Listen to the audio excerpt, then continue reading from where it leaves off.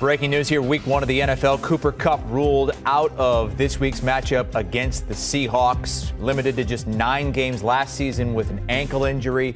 This season dealing with a hamstring injury. Injured himself back on August the 1st in training camp. Did not play at all in the preseason. And still trying to get back full speed after that incredible season 2 years ago when he led the NFL in receptions, in yards, in touchdowns. When he was on the field last year, he was still really good. Still first the last 2 seasons in percentage of everything among Rams pass catchers. This is what Sean McVay had to say about it today. Guys that will not participate, Cooper Kupp, Hunter Long, and Stetson Bennett, and all of those guys will be out for the game.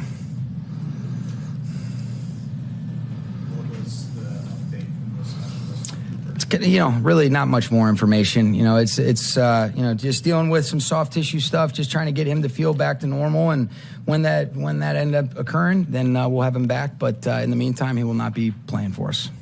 Any thoughts of putting him on the It's a possibility. We'll look into that. We want to be able to just kind of give him a little bit of time. We don't have to make that decision quite yet, Gary, but there's a possibility of that.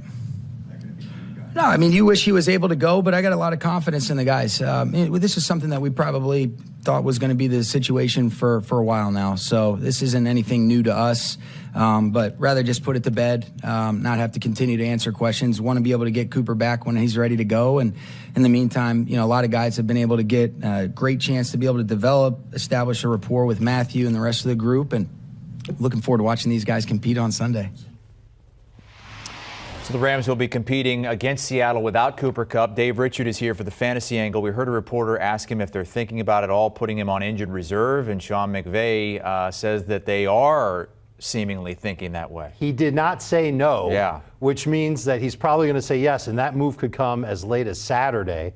And then he's out for the first 4 games of the season. And if he's got, let's face it, he saw a body specialist. I don't even know what that is. But obviously seeing a doctor for a re-injury, a restrain of his hamstring, cannot be good news. And so he could miss the first 4 weeks of the season. So let me ask you this. And fantasy managers have to adjust. And it's terrible because he was a first-round pick. There are some people that maybe are lucky enough, I guess, to have their drafts tonight. There are people in the newsroom that have their drafts tonight. I've got one tonight. Okay, you've got one tonight. So there's no chance I'm taking Cooper Kupp within the first 3 rounds at least. And I can't honestly look here and tell everybody with a straight face that I would take him with a top 50 pick. We don't know his status other than he's for sure going to miss week 1. It sounds like he could miss the next 4 games. Who knows how many more games after the first 4 he could miss. And this could be the beginning of a really bad season for the LA Rams. If Cooper Kupp isn't there, obviously this offense looks a lot different, nowhere near as explosive. It's a big problem. Who gets elevated in that offense now with Kupp out at least 1 game? There are a lot of wide receivers that fantasy managers need to take a look at. The first 2 to go and check out are Van Jefferson and Puka Nacua. You're going to think I just made that name up,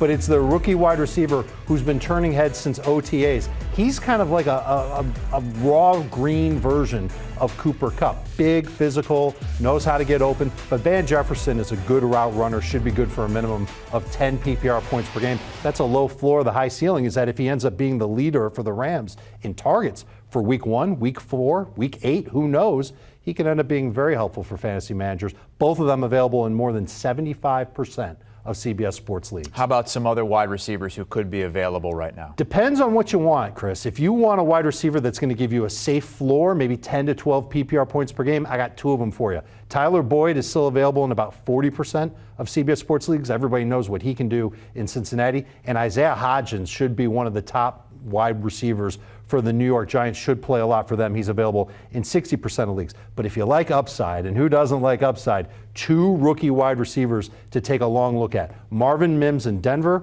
and Jaden Reed in Green Bay. There's been another development in Green Bay. Christian Watson, Romeo Doubs, the top 2 wide receivers for Green Bay, didn't practice on Wednesday. Might not practice all week, could be out for week 1 themselves.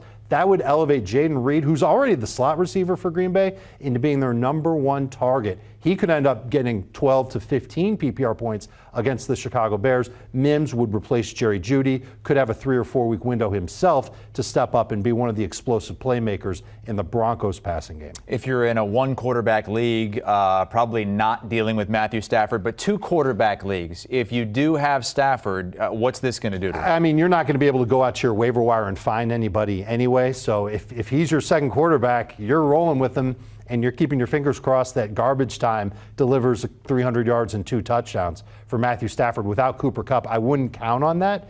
I wouldn't sit him for Josh Dobbs. Like, that could be a name that's on the waiver wire. Dobbs is now the starting quarterback for the Arizona Cardinals.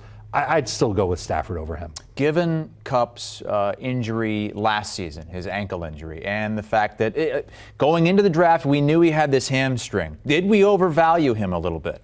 We thought he'd come out of it just fine, and he did. He was back at practice after about 2 weeks of resting the hamstring, and he did okay. He suffered a setback. These things happen sometimes with hamstrings. Keep that in mind if you've got Jerry Jeudy on your fantasy team, or if you're thinking about drafting Jerry Jeudy, and think about it when it comes to Marvin Mims. We already talked about Mims being one of those explosive playmakers for the Denver Broncos. If Jeudy misses time because of his hamstring, then theoretically Marvin Mims will have more opportunities to win downfield in Denver. Okay, Cooper Kupp out against Seattle with a hamstring injury. Sean McVay did not say that he would not go to injured reserve. When asked about that today, Dave Richard thinks that's where he might be headed.